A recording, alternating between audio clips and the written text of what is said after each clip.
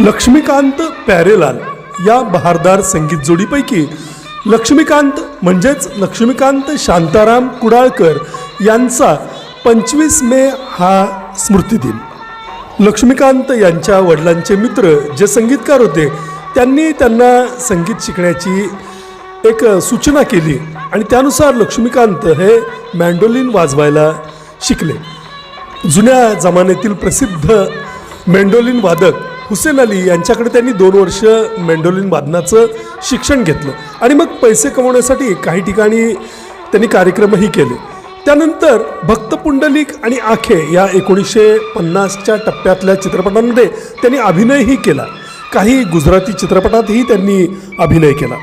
750 चित्रपटांना संगीत देणाऱ्या लक्ष्मीकांत प्यारेलाल यांचा पहिला गाजलेला चित्रपट म्हणजे पारसमणी।